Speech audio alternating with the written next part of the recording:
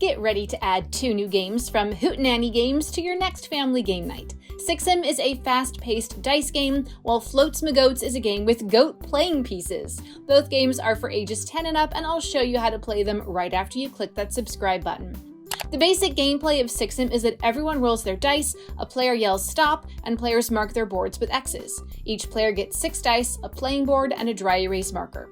If you're the first to complete the pattern shown on the spinner by forming lines of X's on your board, then you win. For instance, you might have to create 1 vertical line or 2 horizontal lines.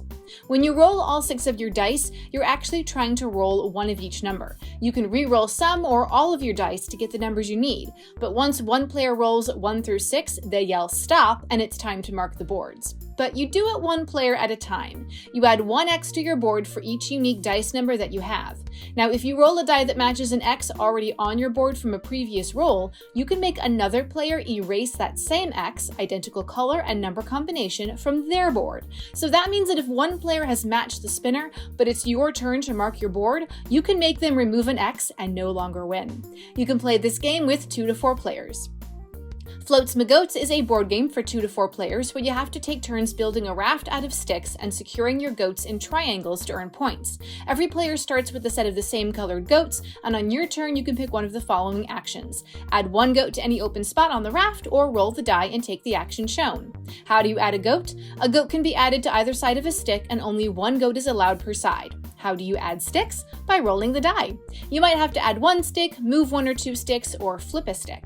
And once your goat is surrounded by 3 dark sticks, it's locked in and protected and will score you points. Other possible die actions include stacking one of your goats that's already on the board on top of another one. That's called goat love.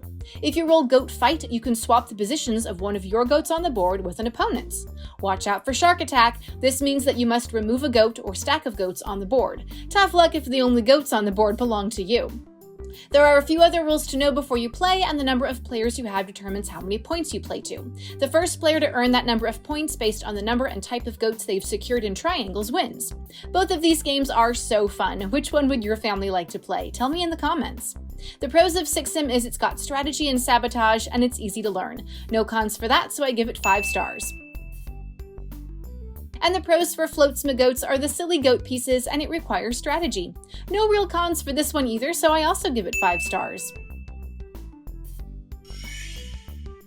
To see more fun toys and games, subscribe to our TikTok channel, The Toy Authority.